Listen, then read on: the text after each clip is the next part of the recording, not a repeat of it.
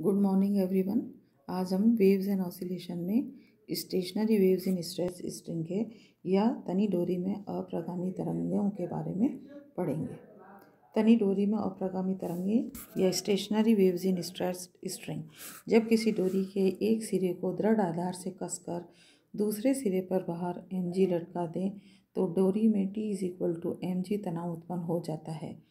इस प्रकार तनी डोरी को लंबवत दिशा में थोड़ा खींचकर छोड़ दें तो डोरी सिरों की ओर से अनुप्रस्थ प्रगामी तरंगें गति करती हैं, जिनकी चाल होती है v=√T/m, जहाँ डोरी के प्रति एकांक लंबाई का द्रव्यमान m है। ये तरंगें डोरी के सिरों से परावर्तित होकर अनुप्रस्थ अप्रगामी तरंगों का निर्माण करती हैं।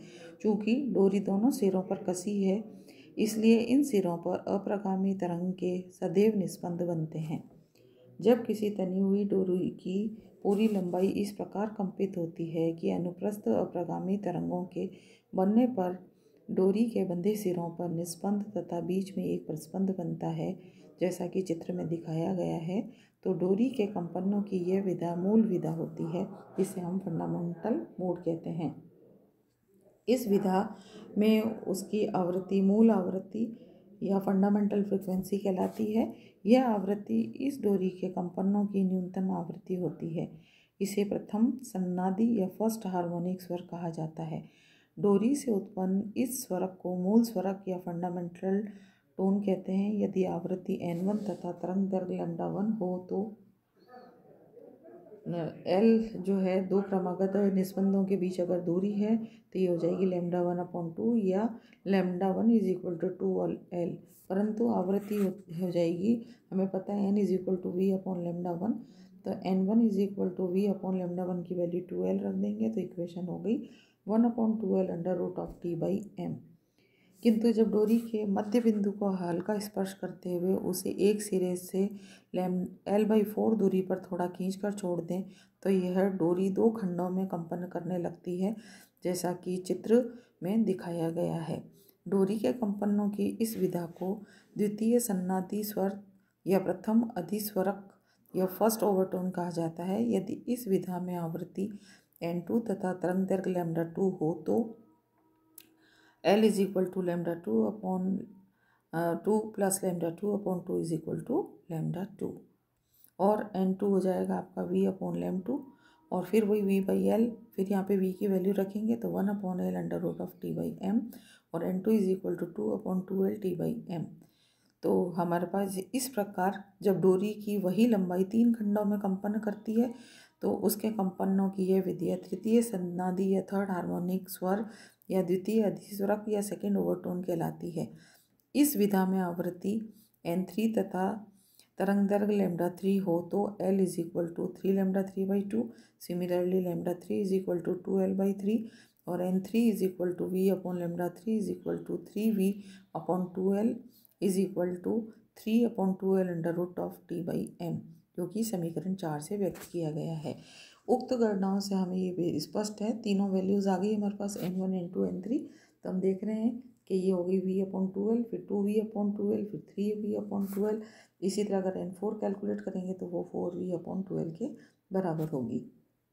या n1:n2:n3 = 1:2:3।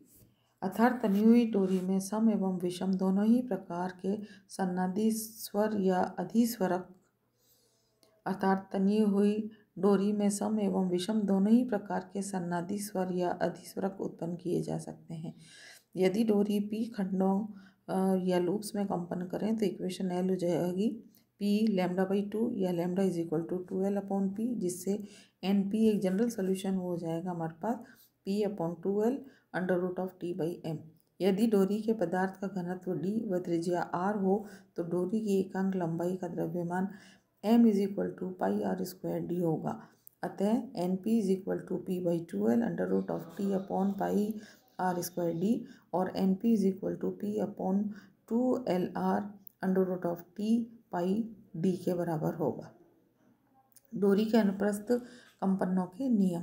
डोरी के अनुप्रस्थ कंपनों के निम्न नियम होते हैं। फर्स्ट, लंबाई का नियम। यदि डोरी के तनाव बल टी व एकांक लंबाई के द्रव्यमान m में कोई परिवर्तन न हो तो कंपित डोरी की आवृत्ति उसकी लंबाई के व्युत्क्रमानुपाती होती है, अर्थात n is proportional to 1/l या n into one l is equal to नियतांक। और हम इसको जनरल लिखें तो n1 into L1 is equal to n2 into L2 is equal to n3 into L3। इस तरह से सब वैल्यूज़ कांस्टेंट होगी। तो ये हो कहलाता है लंबाई का नियम। दूसरा है तनाव का नियम। यदि डोरी की लंबाई L तथा उसके एकांक लंबाई के द्रव्यमान m में कोई परिवर्तन न हो तो कंपित डोरी की आवृत्ति तनाव के वर्गमूल के अनुक्रमानुपाती होती है, अर्थात n is proportional to under root of T या n upon under root T is equal to constant या n1 upon n2 is equal to under root of t1 upon t2 के बराबर होगा। थर्ड नियम है आपका द्रव्यमान का नियम। यदि डोरी की लंबाई L और उसके तनाव T के मान में कोई परिवर्तन न हो तो कंपित डोरी की आवृत्ति उसके एकांक लंबाई के द्रव्यमान के वर्गमूल के व्युत्क्रमानुपाती होती है, अर्थात n is proportional to 1 upon under root m। यदि m के मान को तार की त्रिज्या r तथा घनत्व d के पदों में लिखें तो n is proportional to 1 upon under root of pi r square d या n is proportional to 1 upon r under root of d। इस नियम को हम दो भाग में लिख सकते हैं। पहली, क्योंकि r और d दोनों पे डिपेंड कर रही है तो हम पहला लिखेंगे त्रिज्या का नियम जो कि r है। यदि डोरी की लंबाई L, तनाव T व घनत्व D में कोई परिवर्तन न हो तो डोरी के कंपनों की आवृत्ति उसकी त्रिज्या r के व्युत्क्रमानुपाती होती है, जैसा कि हमने अभी अभी ऊपर इक्वेशन कैलकुलेट की है, अर्थात n is proportional to 1 upon r। और इसको हम लिख सकते हैं n1 r1 is equal to n2 r2 is equal to constant. दूसरा हमारे को पता है ये जो n है वो d under root of d पे डिपेंड कर रहा था, तो दूसरा नियम हो जाएगा हमारे पास घनत्व का नियम। और घनत्व के नियम के अनुसार यदि डोरी की लंबाई L, तनाव T तथा त्रिज्या r में कोई परिवर्तन न हो तो डोरी के कंपनों की आवृत्ति उसके घनत्व D के वर्गमूल के व्युत्क्रमानुपाती होती है, अर्थात n is proportional to 1 upon under root d। और अगर इसको क्रॉस मल्टीप्लाई करके जनरल लिखना चाहें तो n1 under root d1 is equal to n2 under root d2 is equal to n3 under root d3। इस तरह से सारी की सारी कांस्टेंट होंगी। इसे हम घनत्व का नियम कहते हैं। अब हम कहेंगे मेल्डीज लॉ या मेल्डी का नियम क्या होता है। इस नियम के अनुसार नियत लंबाई की कंपन करती हुई डोरी के कंपनों के पार्श्वों या लूपों की संख्या तथा डोरी के तनाव के वर्गमूल का गुणनफल हमेशा नियत रहता है। यदि किसी डोरी की लंबाई L हो और उसमें P लूप बनते हैं जबकि डोरी में तनाव T है तो मेल्डी के अनुसार P under root T is equal to constant होता है। इसे हम मेल्डी का नियम कहते हैं।